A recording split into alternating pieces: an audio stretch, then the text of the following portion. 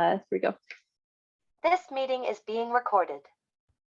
Hi, everybody, and welcome to our regularly scheduled working group for multi-tenancy. Today, Christian Stark from Red Hat is going to be going over patterns for multi-tenancy and multi-cluster management. And then Devdatta is going to be talking about Kubernetes multi-tenancy recipes.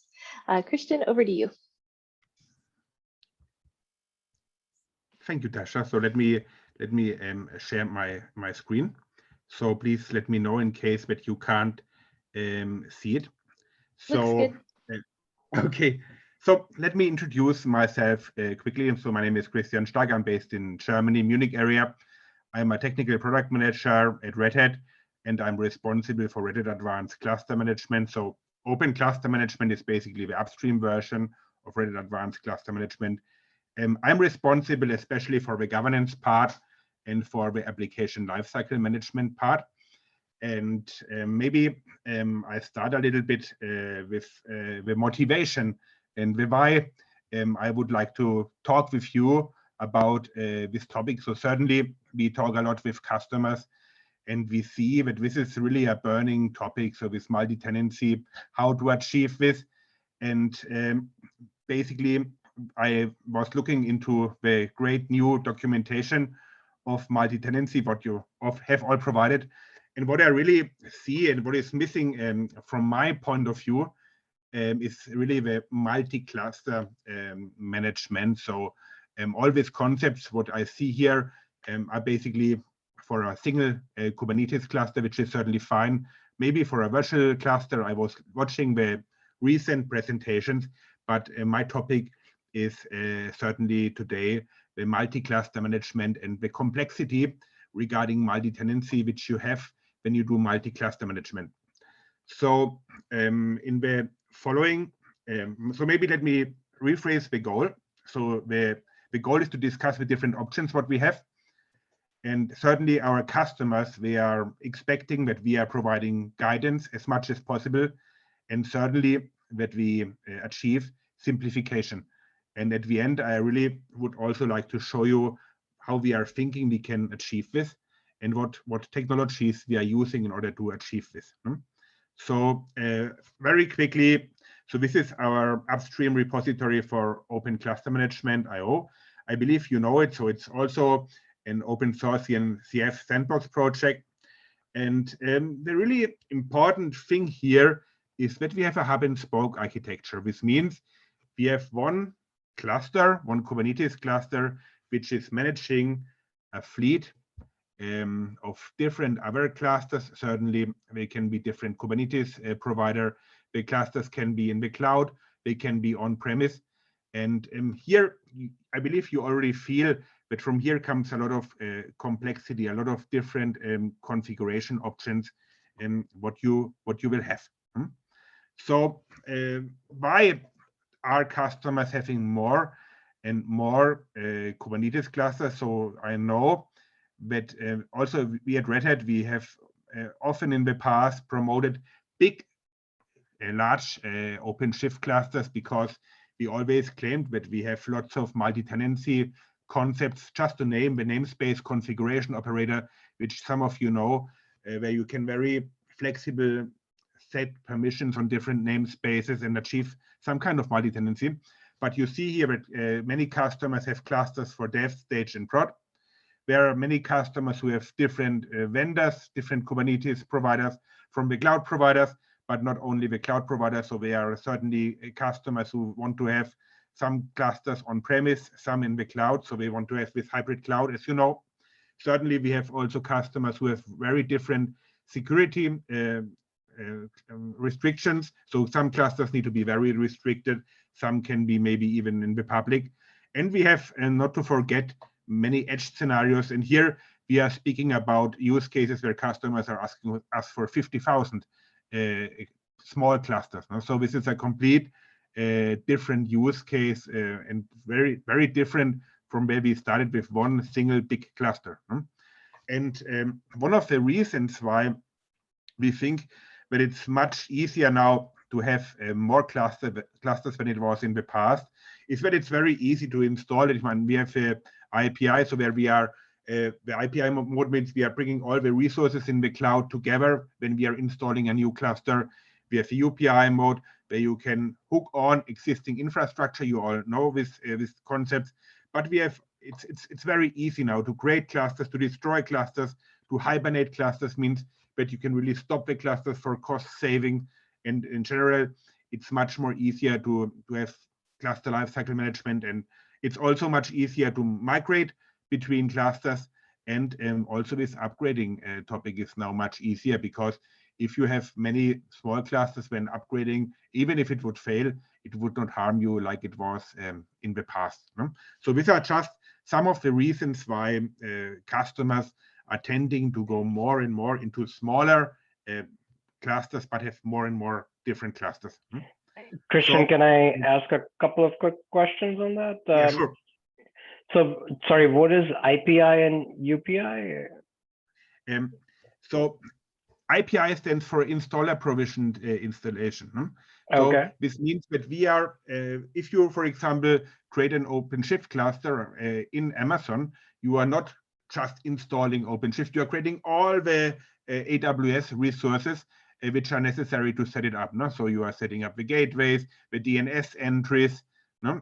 Also the storage, so everything what is necessary. And with UPI, you have, for example, already an existing account, you have all your nodes already, and you just install Kubernetes in this on top of it. And for example, Open Cluster Management has by default an IPI support. So it means it does not matter on which provider, all major providers are supported, and you just create the clusters, install all the infrastructure there.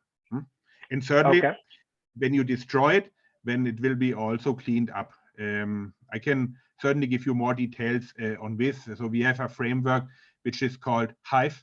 Maybe you have heard about this, which we are using, which we are leveraging.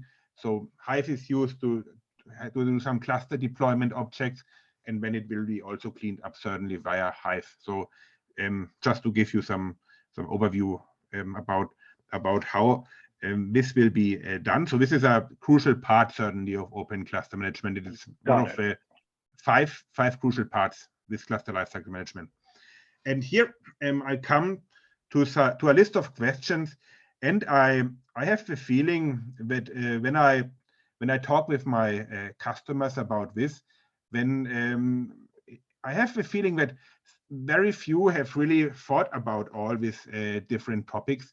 And I really would like to highlight that the motivation for talking about this comes from the customers. And I've really, one of my customers here in Germany who works for public sector, and he really said that he was thinking 6 months about all these topics, and he's very experienced. And he says, you need your time to talk to the people in your organization. You need your time to think about the different technologies which you might use. And basically, to be at a high level, there is always a trade-off between flexibility, which you need. You need to have the control over all the different clusters, but you also need to give freedom to the people working in your organization. Else, you as an administrator, you are getting completely overloaded.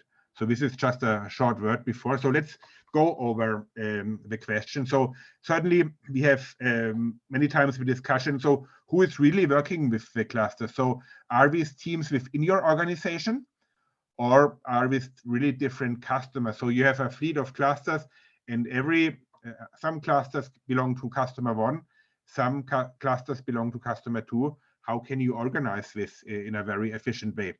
I already highlighted that customers have often dev, stage, and prod clusters. Is it maybe the same also with the namespace level, that you are separating between dev, prod, and stage?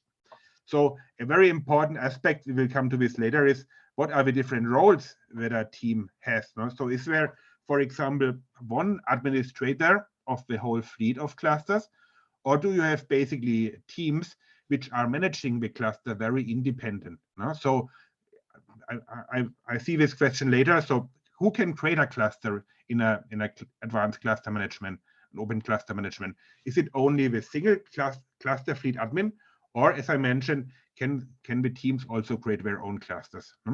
And we will come to this also a little bit later. We will also discuss about who can, for example, create resources.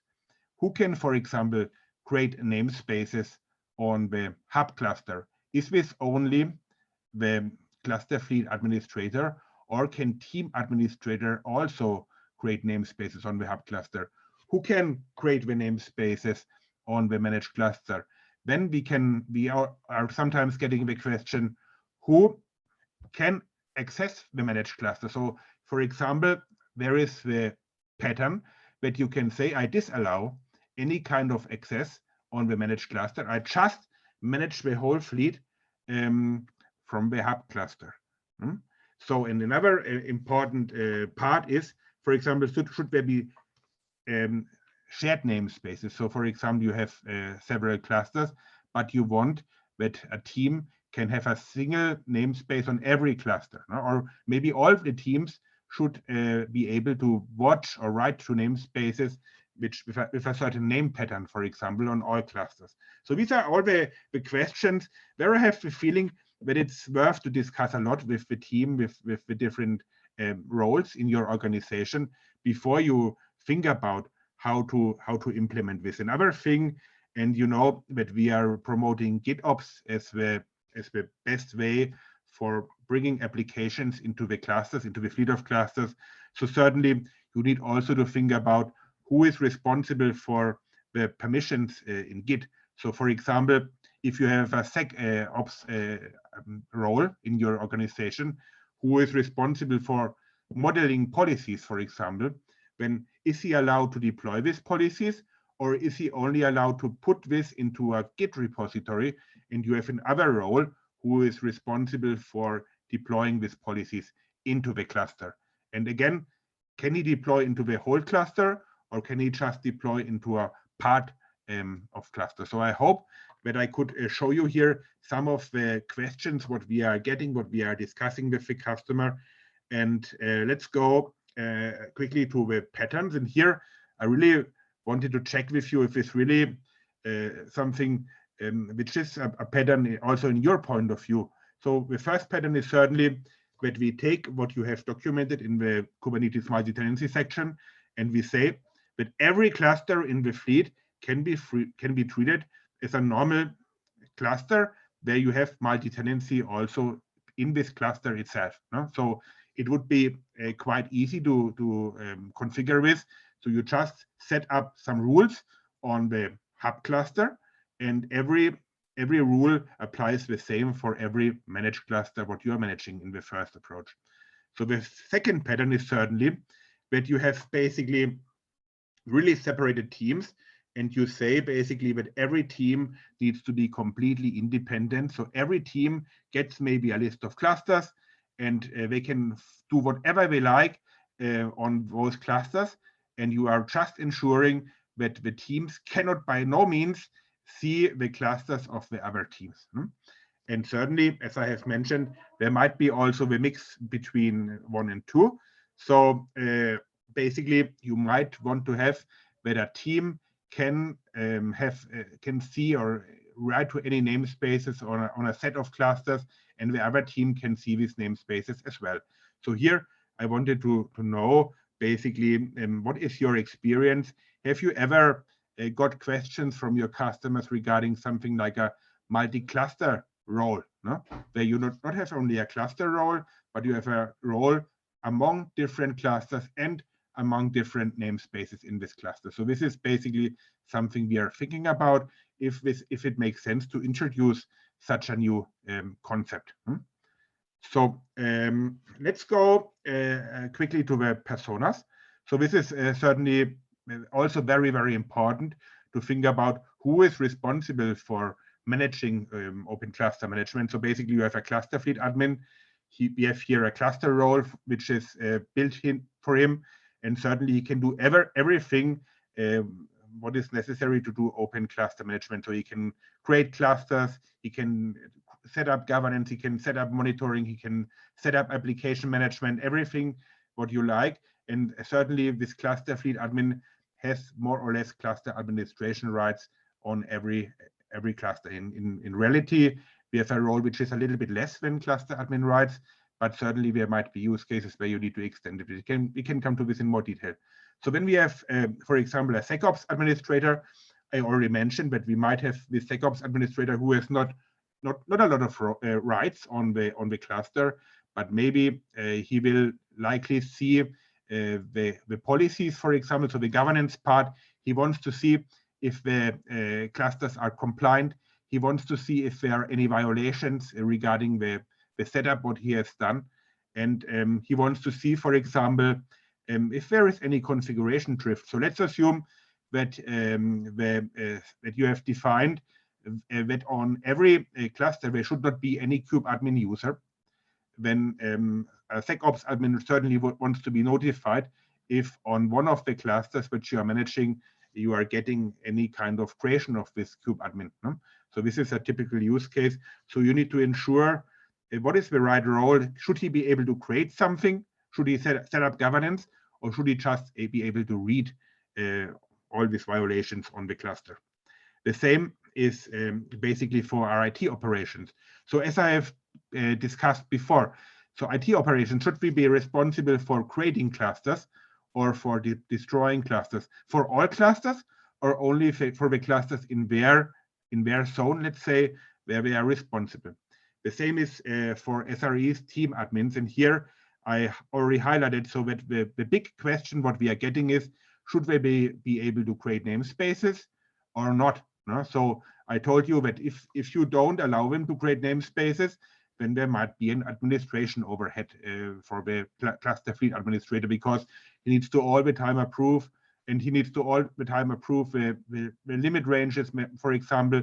And here we think that we can automate a lot, and we can monitor certainly that there is no misuse of the permissions. And here we have, I will talk later. Please interrupt me if I speak too long.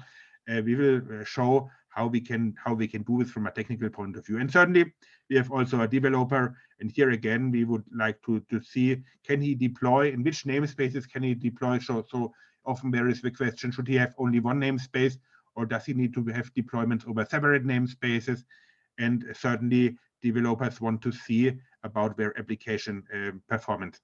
So let's quickly come to some important concepts of open cluster management, which are related to multi-tenancy. So first we have the cluster set. So this is really a concept. You see, it's coming also from the Submariner, which is the cluster networking part. I don't speak about this today. So basically, it's our concept for grouping clusters into a cluster set. No? So you have a group of clusters. Every cluster can only be part of one cluster set. And cluster sets have certainly also cluster roles. So you can either be a cluster set administrator or a cluster set viewer. So this means that operations might be a cluster set administrator from one cluster set, where we can create clusters also. Now, this is the important point, but on the other cluster set, he does not have even view permissions. We have the managed cluster set binding, and this is a very important object. So even when you are starting with setting up your environment, you always need a managed cluster set binding, because this is basically the connection between a namespace and a cluster set. So if you don't have a managed cluster set binding, you cannot really expose a namespace to a cluster. And we talk here about a namespace on the hub cluster. And placement, this is another very important concept. So this is basically looking for a managed cluster set binding. And if it finds it in a namespace, it is evaluating the rule of the placement. So for example, you can say, I want to place an application to all my clusters which have the label environment dev. This means that you need to have you need to find a cluster which has this label, and it needs to be also part of this cluster set. And what you can do here is, you can certainly also create several managed cluster set bindings in one namespace, so that you are binding several cluster sets or all clusters for this namespace. So these are important concepts. And I have here mentioned that we are older placement rule objects. So they are currently used with open cluster management, but they are not multi-tenancy ready, because you have here a placement rule where you just say, I have a selector like environment dev. So you have a label and you are checking for all clusters in the whole fleet which are matching the label, but you cannot restrict it to a namespace and to a cluster set. No? So this is the difference of placement. This is why you should be aware of placement managed cluster set bindings and cluster sets. And if we go ahead, I wanted to quickly show you, and I'm talking here very quickly about application sets. You know that we are integrating with Argo CD. This is an important step for us, and you know that Argo CD has now application sets, and we have basically combined the application sets with the placement, as you see here. So basically, an application set can be placed to a set of clusters which are defined by the placement, what we have discussed just before. So you see here that we have the cluster decision resource generator, which was just generated for the integration of Open Cluster Management and application sets. So if you want to read more, so we have here some documentation, but you can also reach out to me if you would like to get more about this application set integration and ACM. So you might have known that where applications have different generators, they are designed for multi-clusters already, but not on this level as we have here with Open Cluster Management. So if we have introduced the concepts in the previous slides, then certainly we need to rephrase the questions what we had. So first of all, we should check who is getting really our own cluster set. Should this be for every team? Should this be for every customer? Or should a customer just get one cluster, no? Where he can work? So again, we have for a cluster and cluster set different cluster roles, which you can assign or not, both on the admin and review level. And as we discussed, so how can we ensure that the team one, cluster set one, cannot get any information of the cluster set two? The question now with GitOps, I don't want to talk a lot about this. So basically, the question is really, how should we set up this OpenShift GitOps? Should we set it up basically on the cluster level, or should we set it up on the team level? I'm not speaking a lot about this, but what I really want to highlight is the ACM policy. So the Open Cluster Management policies. This is basically a way where you can configure all your fleet in a consistent way. And the question is basically, should a team administrator or a cluster set administrator be responsible for setting up this governance? Or do you want to set it up on the whole fleet level? As I told you before, the placement rules, which is an old concept of, which is still working fine. So it's just not multi-tenant ready. So we could discuss if a team administrator should not be allowed to create placement rules, either in the UI, the CLI, and with Git. So how can we prevent this? Because we want to be really multi-tenant. And certainly we need to test if it's working fine from Git, from the UI, and from the CLI. And what we also would like to ensure is that the SRE, for example, he can only use placement rules which are pointing to the cluster sets where he has the permission to. So in case that we are doing some error with our basic RBug, how can we ensure that this is still not working and that he can by no means select the wrong cluster? So these are some questions. And here we are coming basically to the implementation, how we are doing this. So we are using Argo CD. So we have the GitOps operator at Red Hat, and we are using the app of apps pattern. And this means we have a basic Argo CD application, which is setting up 20 other applications, which are configuring all the objects which I have described in the previous slides. So we are working with application sets, as I have shown you, which are combining the placement, what I have described. Then we work with Open Cluster Management policies. So our policies are basically different kinds of policies, but what they are doing basically is they are configuring Kubernetes resources. So for example, what you can do is you can say, I want that every cluster or every cluster of my cluster set is configured identically regarding the roles, regarding the role bindings, regarding the cluster roles. So this is very easy to set up and to monitor. We have policy sets, which is basically a group of policies which are fitting together, which can be deployed together, monitored together. We have a policy generator which allows us to generate policies from plain Kubernetes resources. And here we also generate the policies from Gatekeeper or from Kubernetes. So this means you have a Kubernetes cluster policy, you place it somewhere, you have a policy generator configuration file, and when you can create an ACM policy and distribute this Kubernetes policy with all kinds of options, what you like, onto the fleet in your cluster set or your cluster. And we are using Kubernetes for this validation, what I have mentioned, and not only for this validation, also for the generation of objects. So as I have mentioned, for example, if I want to create a new namespace, and if a team administrator has the permissions to create a new namespace, I want to ensure that all the objects which are belonging, for example, a managed cluster set binding, that I ensure that this namespace is bound to the correct cluster set by default, so that you don't need to care about this anymore. So this is a typical use case where we think that Kubernetes does a very good job by making this very elegant and align it.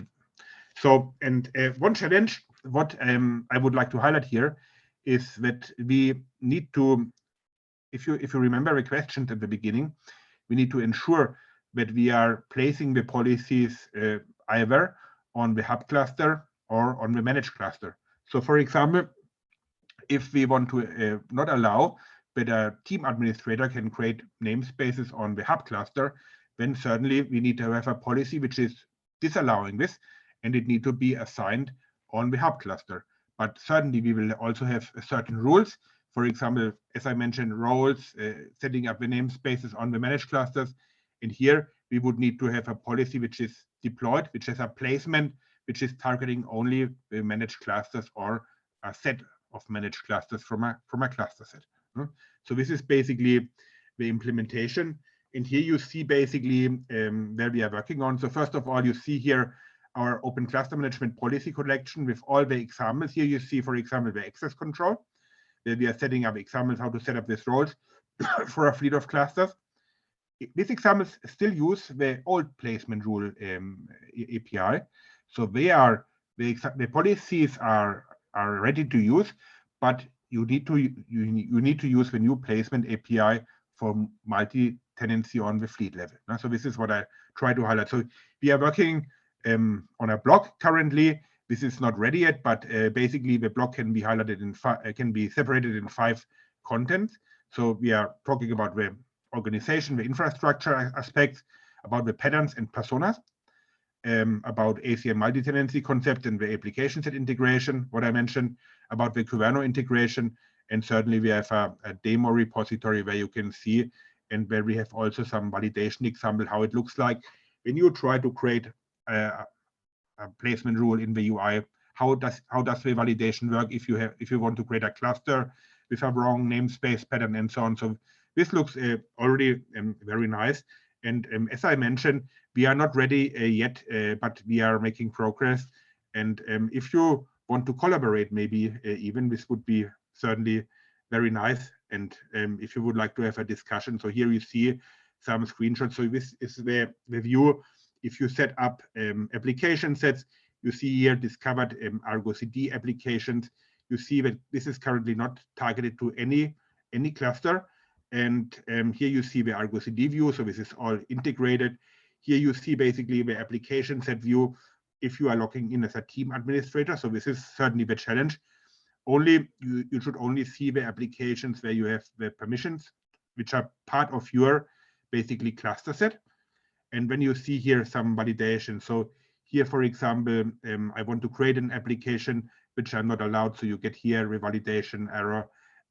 Here we have, for example, we want to sync a policy which is using the placement rule, which I have described. So you are getting here an Argo CD validation, but certainly we have also Kubernetes checks. So for example, here you see that I want to create this placement rule via the UI. You see here, and it's getting blocked by Kubernetes. And show you one more example. So here we are creating an application set, and we are violating here 3 rules basically. So we are not allowing, we don't have the correct namespace pattern, which we are allowed to have. We don't use the correct project. So in Argo CD, you can assign a project where you can define also different RBAC rules. And we also don't have the right placement, as I have mentioned. So these are, even if you are setting up RBAC, it gives you a very nice and elegant way to control basically the creation of your objects, and it gives you also a nice way to monitor certainly this. So you see here, for example, that we have here just we want to create a cluster, and this administrator must also use a different namespace schema for creating these clusters. And yeah, this is just an example, and certainly we are testing more and more how this is working. We have also examples where we are adding labels. So for example, you create a new namespace and you want to be ensuring that your tenant, so your Argo CD tenant, is managing this namespace, has the rights to deploy also in this namespace. You achieve this by automatically adding a label via mutation policy. And as I mentioned also, we have many use cases where the generate makes a lot of sense. So we can generate all the objects like placement, like managed cluster set binding, when we are creating a new namespace, so that we know that this namespace is assigned to the right fleet of clusters. And here you see, for example, that you can certainly look for the groups which are performing this action, and only if it's done by a group administrator, you can execute the validation. But this is clear for you. So this is what I wanted to show you. Please let me know if you have any questions. Else, I would like to delegate to Tim. Thank you.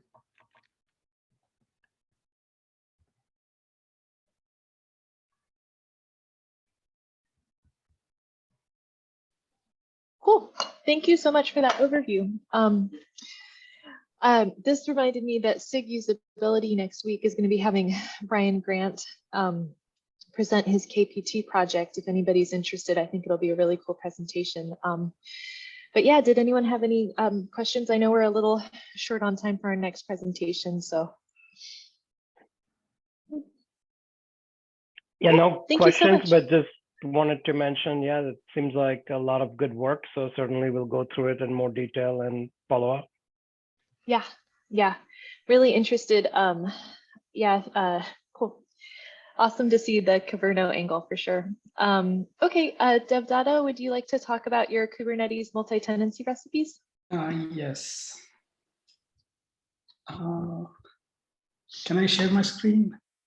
Yeah, you should be good to go. Let me know if you can't. Perfect. Thank you, Tasha, and that was a great presentation, Christian. Before I jump into what I wanted to talk about, I just quickly wanted to mention a couple points about what you talked about, Christian.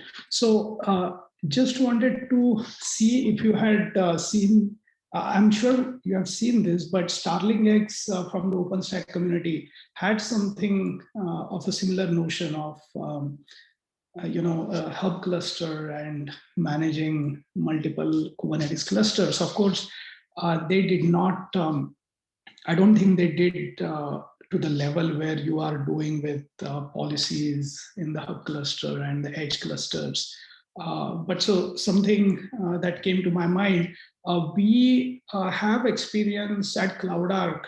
We were working with a telecom provider who were using StarlingX and then deploying the clusters on the edge to run the 5G workloads. And there were certain similarities between what you are describing about the open cluster management, which I have not yet looked into. But yeah, so maybe something interesting you might find through this project. Apart from that, as Jim said, it will be very interesting to see.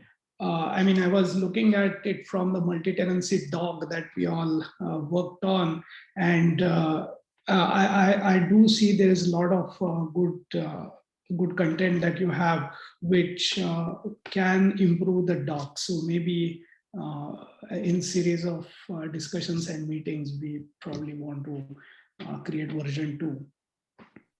So yeah, with that, I'll now talk about the agenda that I have.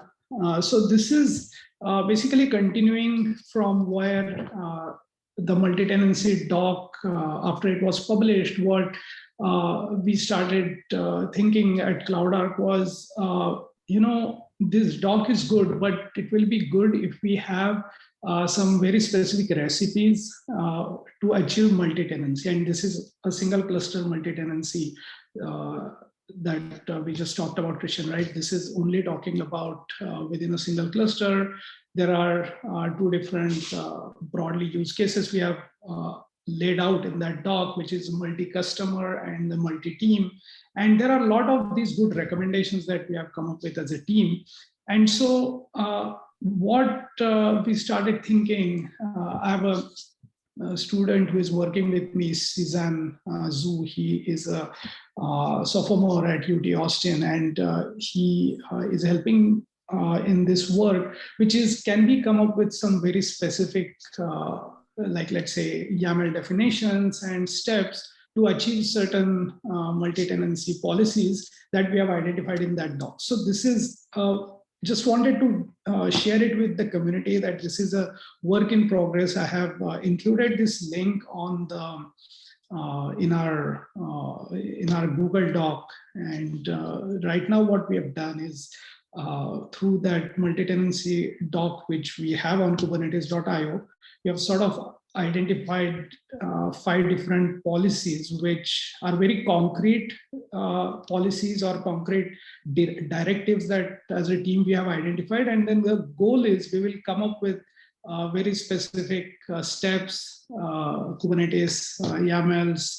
manifest to achieve that. And the inspiration of this was from this very awesome repository from Ahmed B, who has defined such recipes for network policy. So we thought, can we do something similar for multi-tenancy? And right now it's still early. We are, as I said, work in progress. And yeah, just wanted to get it in front of community. If you have any suggestions, the doc is out there. Feel free to provide comments. And yeah, the goal will be, once we have all these sort of recipes identified, if it makes sense, then we can again enhance the upstream documentation by submitting this to our Kubernetes.io documentation. So yeah, that's all I have. There's nothing more that I wanted to talk about, but just make community aware of what's going on our end with these next steps on multi-tenancy. So in Devdatta, the goal here is to create, I think you said, like a set of policies to enforce these recipes, or yeah, so that for them, or correct. So I don't know if you have seen this repository. Let me just open this up. So the goal we felt is very similar to, let's say, for example, this one, right? It says that, okay, deny network traffic to an application, and there are steps, and then there are specific YAML manifests, right? So now, for example, let's say we were to, let me scroll down, and this we will do for, if it makes sense to use Kubernetes, and I'll specifically want to, yeah, let's say this one, ensure that the storage class used within a cluster has a reclaim policy of delete. This is one of the things that we have identified, right, as part of storage isolation. So what we were thinking was, this can be enforced using Kubernetes and a cluster policy object. So the goal will be just to identify the sample or example cluster policy object, which will enforce this policy. So it's not like too much work or too many details, but it will be one place where we will have sample recipes or sample YAMLs to achieve some of these multi-tenancy policies that we have identified in that doc. Does that make sense?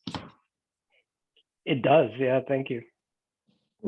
Yeah, so this doc is currently, we have granted commenter access to it, everyone who has access to this link. So feel free to add to this. And yeah, that's all I have. Before I stop my share, just wanted to say thanks to everyone on the team. Jim, especially, you drove that Kubernetes upstream work about our multi-tenancy documentation. So it has come out really well. Thanks for that.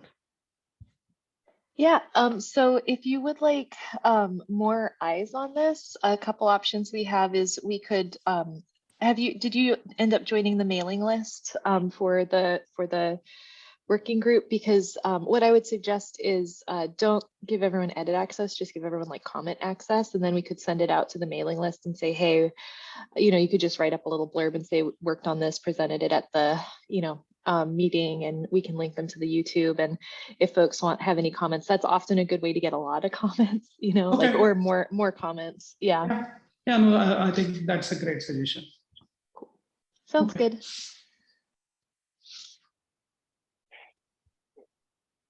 Okay. Do folks have anything else they wanted to chat about today before we wind down? Cool. Well, thank you so much and have a great week. Bye. Thanks, everyone. Take Thanks, care. everyone.